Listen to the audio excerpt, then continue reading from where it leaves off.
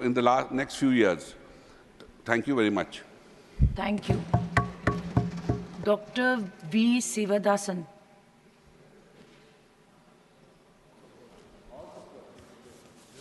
Respected Chair, in the context of Wayanad tragedy, the discussion on renewable energy is very relevant.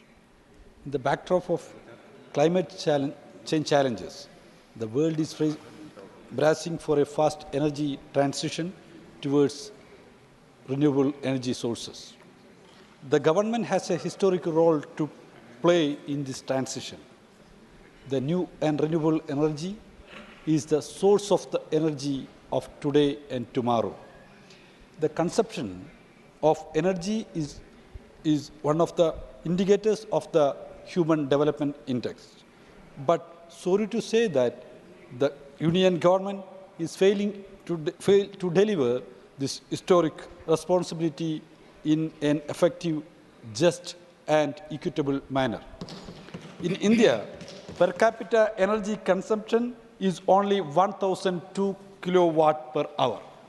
Madam, it is very lower than per capita consumption of the countries like America, 12,100 kilowatt per hour, France 6,934 kilowatt per hour, Iceland 54,000 kilowatt per hour, and China 6,400 kilowatt per hour.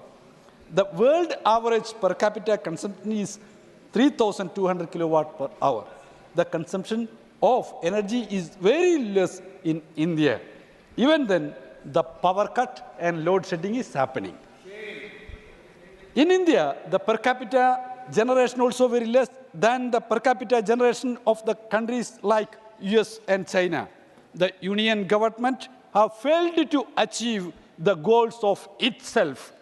Respected Madam, the renewable energy target of the ministry was 175 gigawatt. But by 2022, but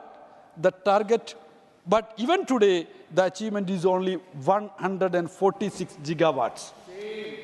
The target was to have 100 gigawatt from solar, 60 gigawatt from wind, 10 gigawatt from biomass, and 5 gigawatt from small hydro by 2022. But what has happened here?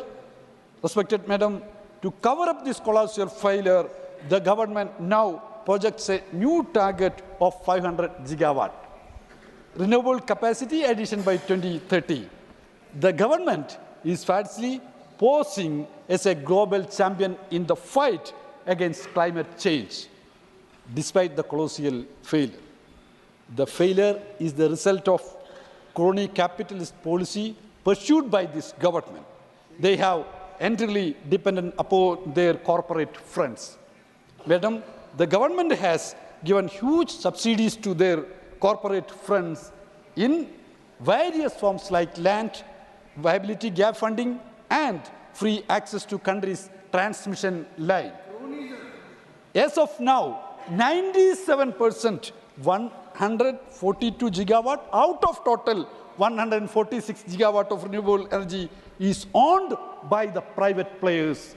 Respected Madam, this blind push of crony capitalist has resulted in the huge failure of achieving our national goal. The misguided orientation of the government resulted in pushing away our public companies like NTPC, NHPC, and THPC from the mainstream of renewable energy development.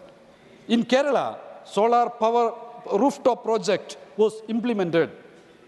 In this project, 1.5 lakh houses are in the scheme and 1,000 megawatt electricity is generated.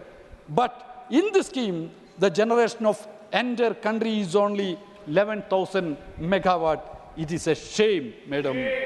The promotion of renewable energy is possible only through the development of a proper power storage facility. In general, the lithium-ion battery is used. The investment for the research in sodium-ion battery is necessity of the time. But the government is neglecting the research and development activities. Government should provide proper money to the research and development activities. At present, the generation of renewable energy is not viable to the downtrodden of the society. It is proved by the prices of solar panel and e-vehicles. Madam, only 1 second. I urge the government to protect the interest of the downtrodden, and government should provide more financial allocation for the research and development sector of universities and institutions to promote the new battery system, new storage facilities. The government, till now, the government is not given proper attention to the research and development in solar and renewable energy sector. Thank you, madam. Thank you. Thank you.